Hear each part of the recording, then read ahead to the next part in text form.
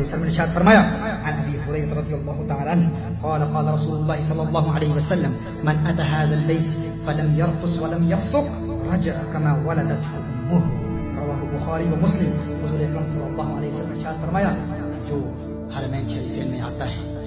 من اتى هذا البيت جو اس گھر میں آتا ہے کعبۃ اللہ میں آتا ہے اور گناہ نہیں کرتا جماع کی باتیں نہیں کرتا گناہ کی باتیں نہیں کرتا اپنی زبان کو کنٹرول میں رکھتا ہے اور گناہ کا ارتکاب بھی نہیں کرتا. حضور اکرم صلی اللہ علیہ وسلم نے ارشاد فرمایا وہ جب لوٹتا ہے تو یوں لوٹتا ہے جب وہ ماں کے پیٹ سے پیدا ہوا تھا جس طرح پاک تھا آج انسان کو اس طرح پاک کر دیتا.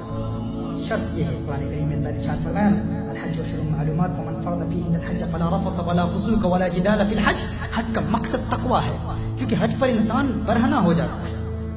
انسان حج پر اس کی حقیقت سامنے آ جاتی ہے. جب انسان سفر پر ہوتا ہے اس کی ریالٹی اس کی اندر کی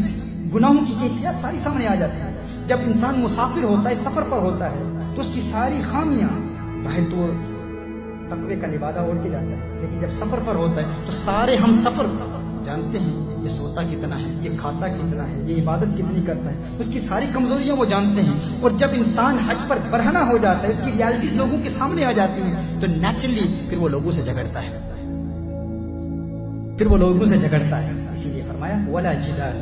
جو جھگڑے نہ کرے چھوٹی چھوٹی باتوں پر لوگوں سے اختلاف نہ کرے حج پر جائے گناہ نہ کرے نہ زبان سے گناہ کرے نہ آنکھوں سے گناہ کرے اللہ کی عبادت کرے اور لوگوں سے جھگڑا نہ کرے